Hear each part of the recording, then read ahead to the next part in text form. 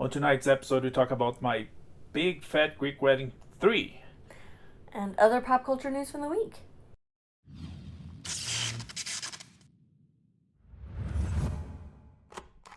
So we just saw the third installment, the end of the trilogy. Who knows? If these Greeks will come back. I mean, there's still a wedding to happen, right? Presumably, yeah. Paris and Aristoteles. Mm-hmm. Maybe. We don't know. Yeah, they're gonna take it slow, so it might be George Lucas type of sequel or prequel 30. Anyways, who knows? The movie we're talking about is My Big Fat Greek Wedding 3. This time directed by Nia Vardalos. She directed the second one? No, she wrote it. I don't remember, but she's written all of them. Yes. Based on her real life memoirs. No, I'm kidding. No. Not memoirs. But, you saw the first one. You probably saw the first one. It was a phenomenon. It came out of nowhere. And everybody saw it. Everybody laughed. Because even though it's specific about a Greek family, there's family things. All families in all parts of the world have it. Because, the Greek culture is is rich in food. So as every other culture. And they like people. They like to laugh. Like family is really important to them. Right. that's a joke that we make on like shows, traveling shows. And they go, I went to Vietnam, and they have such a rich culinary, such rich food. It's like everybody else does too. It's really generic. It's such beautiful, friendly, welcoming people. Because it's a there's rich culture. Because in opposition to that, there's countries that you get there, they're gonna beat the crap out of you. And it happens a lot on reality shows too, or at least like on the cooking shows. Like my, in my culture, you can insert whatever it is there, like Filipino, Latina, like German, whatever. Wherever they're from, in my culture, food is very important. It's just like whenever the family gets together, there's a big meal. Like, this is the world. This is what we all do. Anyway. It's part of. It's something that unites us, but at the same time separates us because no, our food is very important for our culture. I was like, because there's a whole culture that they refuse to eat. Anyways, enough with that. So, My Big Fat Greek Wedding 3, as I said, a continuation from the second one that came from the first one. That was a phenomenon.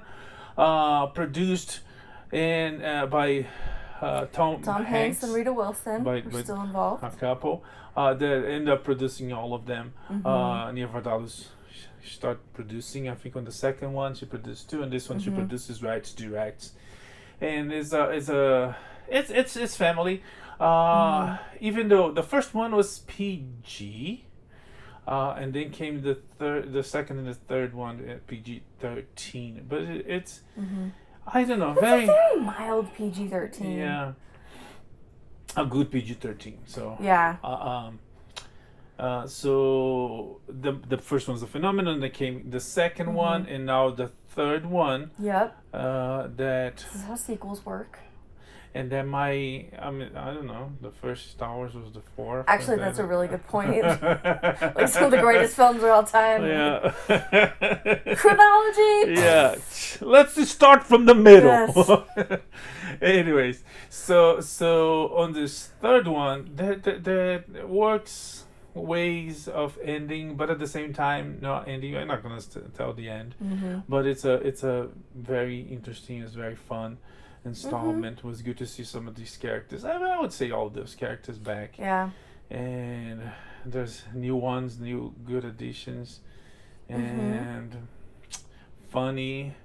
Of course, we miss and we feel the absence of the father character. There was great funny moments in both previous movies. Give me a word, any word. I'll show you how to Greek. Yeah, like podcast.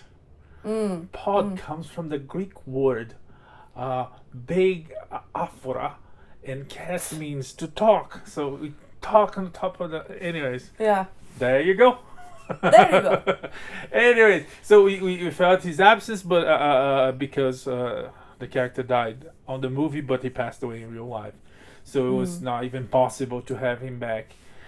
But the family dynamics, the years of tradition, family tradition, and country tradition, I guess it comes from the old country, and it was fun. It was really fun. It does everything that My Big Fat Greek Wedding, like, I mean, they do, like, kind of pulls you into the family. You have, like, the narration, like, explaining Greek culture and the jokes and the stereotypes and food. All the time you see Greek food. Gosh, we rewatched the first two in preparation for this, and like the cravings. Didn't only show, but at some point some character makes sure they screams, "Someone wants Slovaki or Garachkis." Garachkis is not Greek food. No, sorry, no, it's from a different place. Yeah. Yeah, it's really lovely. Of course, in this one they go back to Greece. Oh yeah, the other thing, it's not just like this kind of universal threads of like family and all that, but throughout the movies we also like follow them through different stages of life. So like the first one, they're getting married and they're starting their family, and then the second one they're dealing with, you know, their parents aging and their daughter going away to college, and then in this one they're like reconnecting with those old roots, dealing with their father's passing away and all this stuff. So there's, even though it's like very specifically about Greece and Greek culture, there's also these great like universal threads. And then can we just talk about Theovula for a second? Like, we've been seeing a lot of Andrea Martin because, again, we've watched this whole trilogy in the past couple weeks. We just saw her in Only Murders in the Building. And I would really just like to hang out with this woman. Like, she almost single-handedly carries this film on her back. Like, she's so funny. She's so delightful. And yeah, I would very much like to hang out with her. I understand that she's not actually Theovula in real life. But the woman's hilarious and dynamic and does such a great job. She's funny. And she's always right. She's never surprised. Yes. Even when she's surprised, because she's never surprised. Yeah. Anyways, it was fun. It was funny. Mm-hmm. And that we went to a small theater, but it was decently full. Yep. I would have to do a proper research, but there was a lot of older people there. Yeah. Which is interesting. And by a lot, I mean people on our left side, on our right side, people in front. It makes me wonder. It just, when I see patterns, it makes me wonder why. But they were there. They had fun, and yeah, it was good. It was a good job from the Vardalos. Oh, there was some terrible on the pre-show. That's on the right. pre-show, the pre-show hostess she butchered the name. Oh, she said it's Portakalas, right? And she said Portakalas. I was like, really? Like, watch the movie. Watch clip. Yeah, come on. Don't watch the movie. Just you don't need to watch the whole thing. Just see how the name is. Anyways, it was kind of funny. But yeah, altogether, very fun, very clean, except for some nudity, but it's very quick. Blink you miss. Yeah, and not like... And it is hidden, so... Not like frontal or like lady stuff. It's more like implied nudity. Oh, well, except for Tia Vula apron. That's true, but that references an ancient Greek sculpture. Oh, yeah. It was fine to be naked back then. Yes, classical art doesn't count. Yeah. Anyways, but it's not for kids because it's about parents and children, but like adults, adult parents and children. So the kids will be bored, but it's definitely fun and technically clean for the whole family, like the other ones. Yeah, and I think that's part of why it attracts that audience, like lots of grandparents. That it's very wholesome and clean and pleasant, and a lot of the grandmas and grandpas that I know really appreciate that. Yeah, if anything, if you watch the first two and you liked it, you're not gonna be disappointed. This one follows the formula and delivers. It was fun. My Big Fat Greek Wedding 3. It's out there. It's available movie theaters nationwide. in Greece, one can hope. I don't know. But in the United States, for sure, you should go see it. Especially if you like the first two. Mm-hmm. Now, just a word of warning, because this does seem to attract the more senior citizen audience. There are some, like, quirks of being in a movie theater with senior citizens that I think mostly has to do with loss of hearing. So I'll tell you what, the couple sitting next to me had a lot... No, I'm not going to blame it on the couple. It was the grandpa. It was the grandpa sitting next to me who had so much to say and was just, like outright talking to his wife. Just, like, normal voice. Through the whole thing. Oh, yeah. At one point, he, like, grabbed a cup and, like, dumped it into the other cup, and it was, like, like, so loud. But then at one point, I laughed out loud because, you know, it's a comedy, and, like, he turned and looked at me, and I was like, oh, no.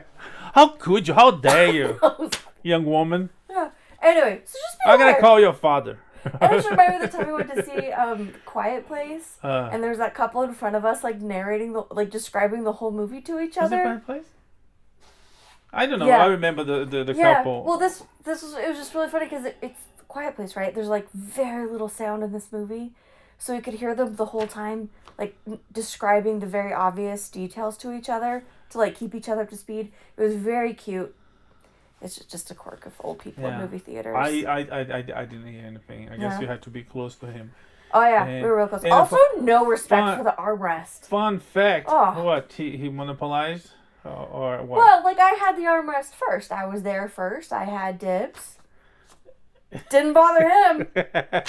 Move away, young laddie. Has nothing to do with the film. I just thought it was a funny movie going experience. You know, fun fact. When I got the tickets about online, I mean, like everybody else does. Yeah, because it's 2023. And I picked the seats. I saw two seats, and then I skipped one. You know, because it was a kind of, even though I like to sit in the center to get, you know, the best position. It's nice to have a buffer. But yeah, I this time I got the buffer because I was like, okay. And then when we got there was someone sitting right by my side. I was like, oh, I guess she has a buffer, but I guess someone got. There were no buffers. It was literally a single seat there. So the two here. I got the one seat of space, and I guess they just say, "Hey, Grandpa, there's one here." You're like, anyways. There's also a guy who fell asleep by the end, so everybody's getting up to leave, and he was just. Oh, I didn't notice that. Oh yeah. So lots of adorable old folks. She looks at people. It just adds so much to the experience, I think. She looks at people, and people like her. A bit of local color. I don't look at people. I just walk away. Yeah. It's like, who's that hippie with his pants not falling? Anyways. But yeah, my big fat Greek wedding. 3 available out there for all old ladies and young lasses. Yeah, go check it. Yeah. Okay, we also enjoyed a new Netflix film from Adam Sandler. Yeah. And this one is like had wildly super positive Sandler reviews. family. Yeah. Yeah. It is. Like, it has gotten lots of positive feedback, and I'll tell you, it is not overrated. It was delightful. It was really good. Yeah. It's very girly oriented, which is a very surprising thing coming from Adam Sandler because his movies are for the boys.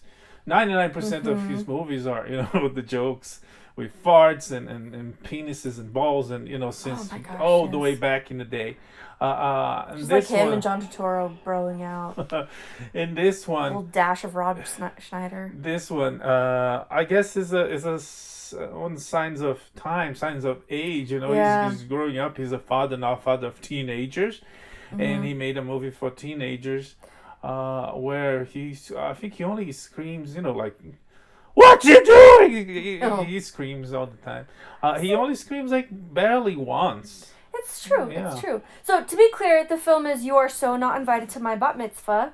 And it does star the whole family. Adam Sandler, his 2 daughters. Does he just have the 2 daughters? Or does he have other kids? No, he has 2 daughters. Okay. Yeah. And then his wife, who ironically does not play his wife in the film. She's the best friend's mom. Hazad Badid plays his wife again. Yes. Idina Menzel reprises her role as Adam Sandler's wife. Yeah, she played... Uncut Gems, I think it's called. Yeah. Yeah. but in this one, in a much more light character. Yes. The other movie was like, it was dark and serious. Yeah. This one it's a comedy about coming of age, friendship, family, and it was very good. It was. It really focuses on the younger daughter, and yeah, like you said, kind of like the quintessential coming of age, right? Because it's about the lead up to her bat mitzvah, which is of course like the rite of passage, like today you want to become a woman, all this great stuff. Her relationship with her best friend, her figuring out like her new role in the world, and all this good stuff. Again, it's very obviously it's about a bat mitzvah, so very focused on like Jewish culture and traditions, but also lots of things that can like appeal and speak to just about everybody, I think. And I really liked Adam Sandler in this. Like I feel like he's probably a really good dad. Yeah, ironically, he does play a very good dad in movies too. When he plays the dad, that gets him a little bit away from the crazy Happy Gilmore kind of crazy roles he does. When he plays dads, he excels. He plays very well. Going from Blended or what was the other one? The Go With It. The one with Jennifer Aniston. I think it's the father of that one. Yeah, I'm almost 100% sure. Go all the way back to Spanglish. Right, he's the boss of the family. He does really well. And of course, Uncut Gems, but that's not a very good dad. I mean, he might be a good dad. He's not a good person. Not a good person. Yeah. Anyway, but I really like all that goofiness, like when it gets channeled into like love and affection for his children. It's like, oh, it's so sweet. Yeah. It's a good look for him. Yeah, and it works for him. He does very dad things. There's a whole sequence. He goes to the theater with one of the daughters and stuff like that. Overall, it was fun. It was funny, and yeah, it was good. Yeah, I mean, although I'm suspect to like when I like the guy. I like his movies. And when someone comes, this one is really great. It's like, yeah, so every other one. He just had one, a basketball one. Was it called Hustler? No, it wasn't called that. Anyways. But yeah, no, I feel like his recent movies, I really like his last few movies. The murder mystery ones are super fun. The basketball one was really good. This one was really good. So it's his last few movies. I keep saying, nope, this is it. This is my favorite Adam Sandler movie. And he has a good deal with Netflix. It's like Studios Lost because he's doing great. He's making movies and making money with his family. Next time, who's hey, let's go to Armenia. Let's shoot a movie there, and brings all the family, all the pals. Someone called Kevin James. Anyways. But this one was definitely fun.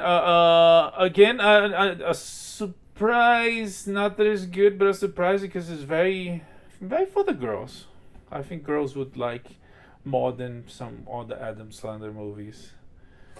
Yeah, because he's the father of daughters, and it's very like his daughter is the main character, the younger daughter. Like she's the narrator. We're in her head, like. Everything is from her perspective. So, yeah, but like it's not. You didn't hate it. I didn't hate it. I'm not saying like you're not the target audience necessarily. Yeah. But like, it was still. Well, let me put it this way. If Adam Sandler wasn't there, I probably would not watch. Yeah, that's fair. Yeah. But you see, like the boys is like very Sandler-esque. One of the boys is like completely idiot. Oh my God. The other one of the boys, play. What was the song? Don't Stop Believing. That's right. Oh, poor Aaron. It's a very Southern thing to be in a movie. It's like, yeah. Anyways, fun fact. Which is, I guess it's not even obvious. Oh, the rabbi was funny too. Oh my gosh. But it was directed by a woman, and it's probably only the second time Sandler was ever directed by a woman. I can't remember the first one. Well, anyways. Yeah. Billy Madison? No. Yeah, Billy Madison. Yeah. Anyways. Yeah. I hate your bar mitzvah in a Greek fat family. Yes, my big fat You are so not invited to my big fat Greek bat mitzvah. Is what happened there. It is a family. It's about a family, but I wouldn't say it's a family movie. Because even though Adam Sandler's not the one making all the jokes, like there are some things that I would not want my children to be exposed to necessarily. Sure. Yeah, I don't know the rating, but yeah, I agree. You still not invited to my Bible Mitzvah. It's available on Netflix, and as the critics are loving it, which is not really important, and you're gonna talk about that a little. But the audiences are loving it, so it's gonna get good numbers and good for everybody that is involved. Let them make more and entertain us. Yeah, it was good stuff. All right, Equalizer 3 is doing okay. Really well. Yeah. It got 42 what? 42 million. 42 million. Yeah. Taking the top, and yeah, it's really good end of summer season, and yeah, it was a good summer, all things considered. And again, end of a trilogy. It ended well. It was fun. We talked about it. Not gonna. Yeah. But yeah. Yeah. Basically, it's really nice to see like a good movie do well. In the meantime, the Taylor Swift Eras Tour concert film has done like bajillions of dollars on pre-sales, breaking records, tying records. He's scaring the crap out of the demon. Not even Satan. What? No, even Satan wants to go against Taylor Swift. So the new Exorcist movie was supposed to premiere that weekend, but they said, "Heck no, we're not going against Taylor Swift. Are you nuts?" You heard it here, folks. So Taylor Swift v. Satan. Taylor wins. So they moved the premiere for the Exorcist for the following weekend. Which is funny, the whole Satanist, because she looks like the daughter of a famous Satanist, and there's this conspiracy theories. You never heard of that one? No. Yeah, you should see the picture. It's funny because at the same time that looks like her, they both look like the girl from that show that was the daughter of a Satanist. Oh my gosh. What that show? We just watched the black Cthulhu, Lovecraft Country. Yeah. Oh, that was a good show. So, but anyways, so yeah, nobody wants to go against Tay Tay. I love that girl. I'm excited. I might actually go see that. Okay, it's our weekly update on the SAG-AFTRA strikes. Yeah, the strike goes on. And on. Of course, there's festivals and there's film festivals, and films being made. There's entrings for this and this and that. They keep asking. The studio says they keep asking, "Please, sir, more." The studio's like, "What?" Anyways, you can't have any of the bajillions of dollars that I have, and I only have these bajillions of dollars because of creators like you. It's oh my gosh. Anyways, now the video game industry might suffer from the strikes. The union, the guild, is looking the possibility of starting a second strike against the video game companies. Good times. In the meantime, Hollywood has lost about 17,000 jobs just in August. Yeah. Because of the strike. Yeah. And losing jobs and also losing money. Well, Warner Brothers, for instance, announced that they lost 300 between 300 and 500 million earnings hit during the strike. So, and all that is having a ripple effect on the industry as a total. As let's see, Roku lay off 10% of the workforce. They claim performing strategy review. All the streaming services is like increasing prices is ridiculous because the economy is not that good. If they push too hard, people will leave. Yeah, it's a tricky. And then they're gonna have to increase more, and people will leave more. It's not the time, but there's some smart people that work there in both sides, but there's also a lot of not smart at all people. But anyways. But do they ask us? No. Also from Warner Brothers, they canceling, suspending deals with J.J. Abrams. They had a deal to make among other things, a Superman movie, specifically a black Superman movie, which again, I don't think it's a good idea. Loss. I don't think it's because not because of black, but because when you had Henry Cavill, when you had Snyder, Superman created and ready to go for more years, for decades to come, and they give away that, anything else they would bring is like James Gunn and his everything but Superman movie. Also canceled the deal with Mindy Kaling, Greg Berlanti, and Bill Lawrence. And there's it's an effect of the strike, the economy. It's all together.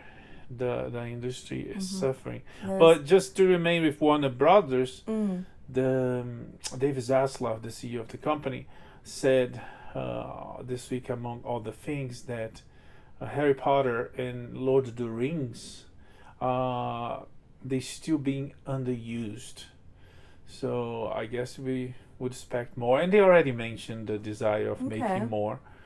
And he also said that as soon as the strike is over, production is going to start quick. Yeah. And they have to for the companies that need to make money, and for the people that need their livelihood back. They do. In fact, another sort of unintended consequence of these strikes is that Cameo is fuller than ever. So Cameo is a site where you can go to kind of buy short video messages from celebrities. So things like you can, pay Fran Drescher, for example, the president of SAG-AFTRA. You can, pay probably a couple $100 for her to record like a happy birthday message. It depends on the actor. I was looking at Drescher, a couple $100. I just guessed that, but I was looking at Jason Alexander for You, and it was like $600. Like I love you so much, but no. Jason is. You can charge. You charge what the market will. Yeah, if people pay, right? Anyway, so Cameo is like business is booming because that's where a lot of these actors can go to make money. NPR's run some really interesting articles about what actors are doing to continue to earn money through the strike. A lot of people are, moving back home, selling houses, getting out of expensive leases. Selling their bodies, prostitution. Nope, that wasn't where we were going at all. There's this one guy, I can't remember this poor actor's name, but he used to make snow globes as a hobby, and now that's like all he's got as a profession. He's like makes custom snow globes and sells them on Etsy. A lot of the late night talk show hosts. Did you talk about the podcast? I don't think so. I was going to say they've got these podcasts, and all the money from the podcast goes to paying their staff, even though their staff can't work. They're still doing this podcast to keep paying their writers and camera crew and all that stuff. Yeah, which is really nice. But about podcasts, talk show host Jimmy Kimmel. No, Jimmy. So many Jimmys. Jimmy Fallon is being canceled again. There's like a series of accusations coming out about him mistreating his staff. No. Yeah. That's. And there's like in the past there's been several rumors and allegations about Fallon and how he's has a problem with alcohol. One time he came to the show. I broke my finger in a kitchen accident. And some people claim that's BS. That was not a kitchen. It was like some kind of drunken. It was a fight in a bar or something like that. So, but again, he's being. People are trying to cancel him because he's not being a nice person. Or some say. Anyways, moving on from that. Yeah. Well, speaking of not nice, actually no, I'm not going to connect Jimmy to any of this. Danny Masterson, who played Hyde on that '70s show, was accused of a lot of sexual harassment, sexual assault. In fact, a lot of supposedly happened during the time he was on the show. He was trialed and he was acquitted, but then he was retried. Retried. Yeah. Yes. Mm-hmm. And on the retried, he was sentenced 30 years. 30 years in prison. For the rape of two women, which, the legal system, he might appeal, but at this point, I guess, if anything, it's a victory for those women. Just to say for society at large. Yes. And for a warning for creeps and rapists out there. Yeah. Yeah. Okay. How I Met Your Father. Starring Hilary Duff. My father, you met, let me think. That's right, I met him in an airport. Was it? Yeah.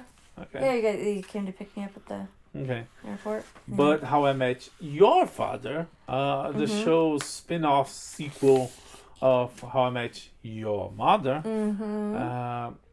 got canceled after 2 seasons. Hulu. Some fans. I didn't hate the show, but when you see some fans are trying to resurrect it, bring back to save the show, I was like, oh, I don't know. It sounds like when BuzzFeed said everybody is loving this. The internet. Yeah. Look at what all people was like. The fans was like, yeah, sure. Like cheap writing for clickbaits. Yeah. Anyway, they're trying to. I mean, again, it's like probably the worst time to be canceled because.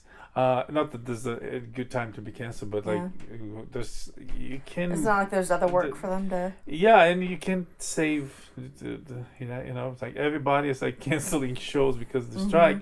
So, anyways. Yeah. Well, good luck to all of them. More drastic changes. Yeah, Disney Plus and Marvel have been pushing and canceling shows like Echo, Agatha, What If. They pushed Echo and Agatha to next year. They're supposed to come out this year. The only ones that are still going to come out this year, show-wise, Disney Plus will be What If and Loki. They remain as scheduled for this fall. Daredevil, Born Again, Ironheart, like anybody cares, and Wonder Man, this is kind of weird too. Those are suspended indefinitely, so might never see the light of day. Oh my! No. Well, I don't know. Let's see. Honestly, and how long? How Daredevil on Netflix was perfect, and Disney proved already that they're gonna screw this up. They made Daredevil, Matt Murdock a boy toy on that awful She-Hulk show. She-Hulk had so much promise. And it just tanked it. Oh, so disappointing. So they already proved that they're not up to. They don't have the competency of making a good Daredevil show. Even though Vincent D'Onofrio came here last year and says, you're gonna like it. You're really gonna like it. It's a really good show. You're gonna see me beating the crap out of Daredevil. But which, by the way, what's his bucket? Daredevil? Matt Murdock? No, the actor. Charlie Cox. Charlie Cox is coming to FanX in a couple weeks. Yeah. And you're gonna be there. It's gonna be fun. It will be fun. Even though we can't ask him about any of that. But maybe we will. Maybe tomorrow. Maybe not tomorrow. Is Saturday. No, tomorrow's Friday. Tomorrow's Friday. Maybe Tuesday they will. Write it down. Maybe. You heard here first. Maybe Tuesday they're gonna fix this. Yeah. Okay. Fingers crossed. No. Tuesday, September 11th, right? 12th. Oh, okay. So maybe Tuesday. Maybe. Yeah. Maybe. All right. Those aren't the only superheroes suffering. 500 U.S. theaters are ditching Blue Beetle. Yeah, it's if people don't want to go see it, the movie theater owners, NATO, gonna like, oh no thanks. So we lost 500 screens. Excuse me. Which is too bad. It was a really fun movie. Yeah. Like on the opposite, should have done so much better. On the opposite spectrum, Barbie is coming back to IMAX. It's called Barbie, the IMAX experience. I honestly don't know the details, but it's coming sometime in September. Okay. Coolio. All right, Zack Snyder may have a deal working on a new project. He met with Bang Zoom Studios. Do we know anything about everybody is very excited, and rumor wheels everywhere start moving because there's people think that he's cutting a deal to shoot Justice League 2 and Justice League 3 with them. Could he do that with another studio? It's a studio that does animations. They work with DC too. Oh, okay. So, and it would be, I don't know, a sign of good faith or less stupidity from James Gunn to allow this to happen. But again, rumors. It was a secret meeting, but yeah, it would be awesome. He's on top of his game. He's coming out with Rebel Moon soon. So if they you know, make those movies, people will watch it. And if anything, it would be a decent, proper goodbye to this Snyderverse. Yeah. Which it actually never be the case. It will only pump the fans to, you know, keep firing James Gunn and. And again, if James Gunn fails, it's his job because he's writing, producing, directing. But everything they put out so far, this is the beginning of the new DC universe, cinematic universe. And then it fails, and it fails. No. That's not. The next one is the beginning. Oh, guys. Anyways. Well, Wes Anderson, his next movie coming out is called The Wonderful World of Henry Sugar, and it's based on Roald Dahl IP. I've never heard of it, though, so I don't know if it's like a book or an essay, or like, I have no idea. And given that I've been like a Roald Dahl fan for my whole life, I'm embarrassed about this. Yeah, because I was a boy, I never played with Roald Dolls. I played I played with robots. Oh, you're so funny. True story. One of our first big homeschool assignments was to write letters to our favorite author. And my little sister wrote a letter to Jen Brett, who's a prolific author and illustrator. And they spent the next several years exchanging letters and notes. And all the letters Katie would get had like beautiful illustrations on them and like these great letters. That's cool. It is very cool. I wrote a 2-page letter to Roald Dahl, handwritten, which is a big deal when you're 7 years old. Go to look up. Huh? It's a woman? No. I thought you said she's a big deal. No, I said which is a big deal. Writing 2 pages out when you're 7, 8 years old, that's a lot, right? Poured my heart and soul into this, only to find out that he had died 6 years earlier. Okay. I'm still a little bitter about it. Anyway. Yeah, dead people. I think there's a Pirates of the Caribbean name, like dead people don't write letters. Yeah, or anything. Anyway. Oh, do they? I don't know. Going back to Wes Anderson and Roald Dahl and all that. He had some comments about the Penguin's recent attempt. Is it Penguin or Puffin? One of the publishers' recent attempts to edit and update and clean up Roald Dahl's work. Oh, clean up! It was so dirty. He said he's against changing or modifying the artist, the work of an artist. He actually said, "I don't even want the artist to modify its story," and it's fair. It's how it should be, you know. I feel like even when come post work, let's say like J.K. Rowling, right? Does the book give evidence that Dumbledore is gay? No. Yeah, so it was post, right? Yeah. So someone said something and she agreed, because Chris Feige does that all the time. But in this case, Kevin. I said what? Chris. That's what I meant. Yeah. And you know, you give something about the book that is not there, is not clear, and it's text. If there's text and there's subtext. What comes after is not text, is not subtext, is theory. And even if the author is saying, it's like, well, it doesn't matter what you thought, what you wrote was this. So, yeah, I totally agree with him. You shouldn't change. And even the author loses some of the, ironically, the authority over his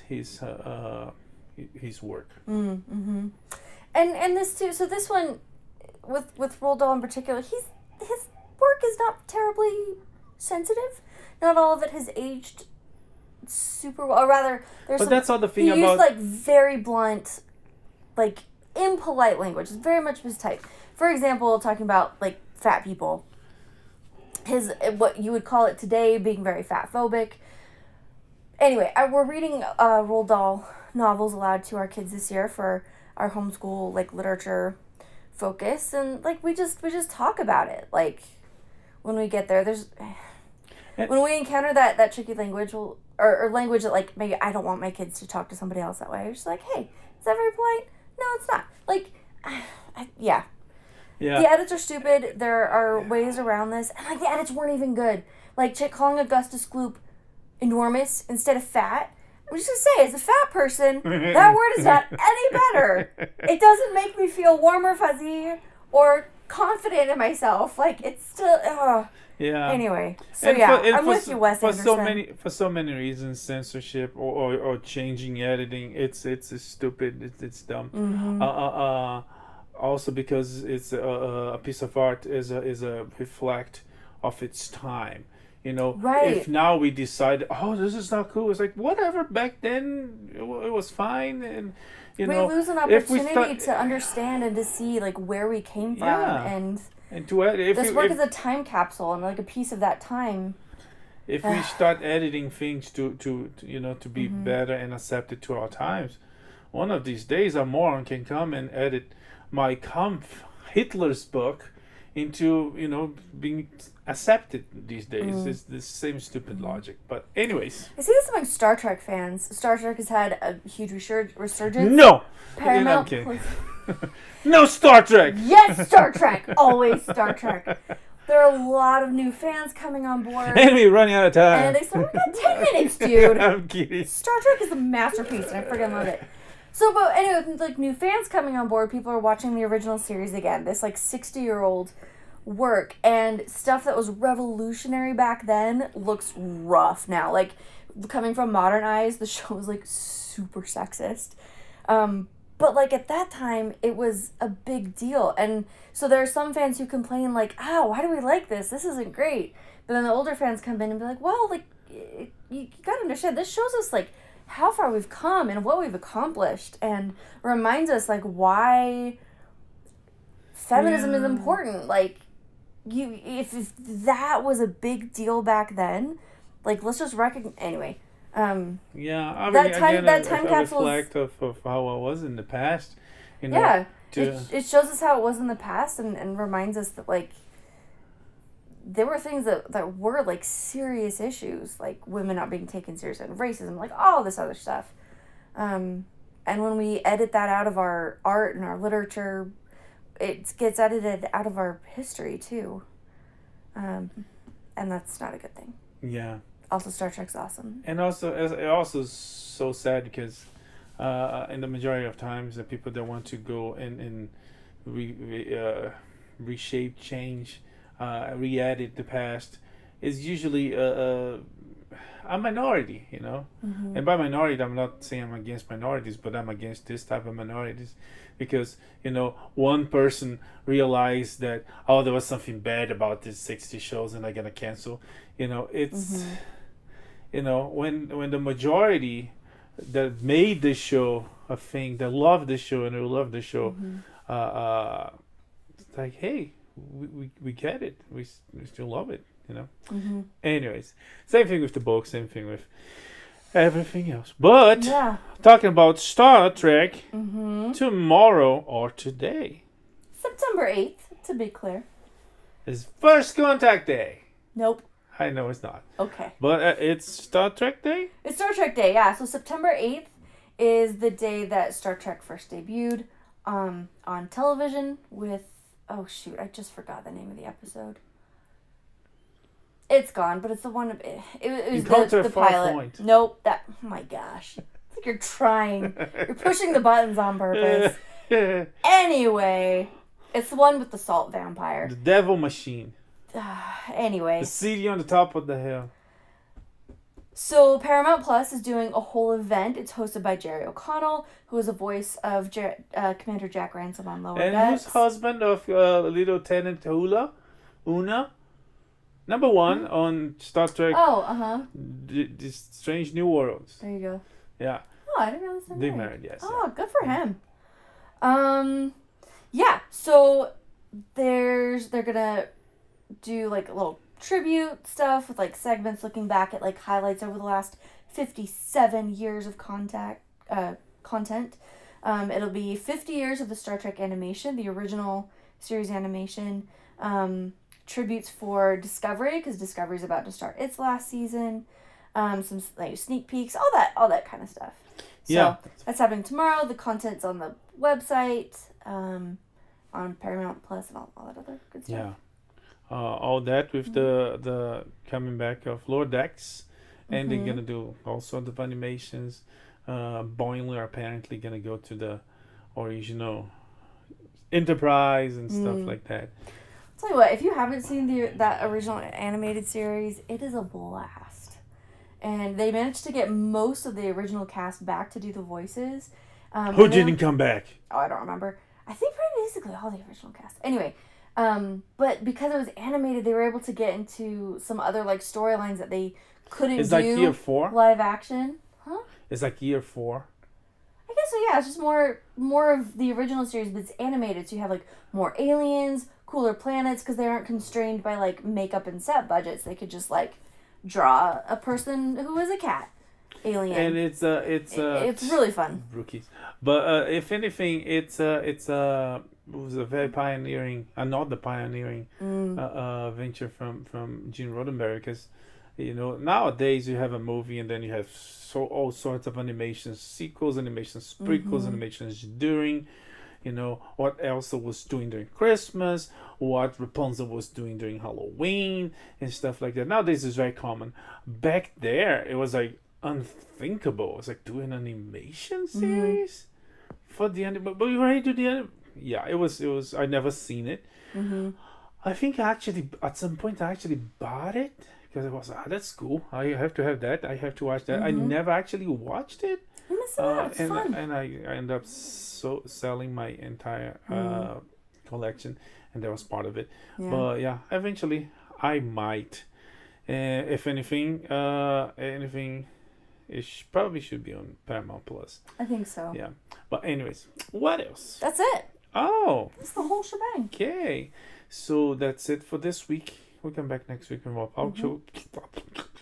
Big fat Greek writing. Oh no, the universal translator's down. We come back next week with more pop culture news and entertainment and all the things we see. May the force be with you. Live long and prosper. Bye. Bye.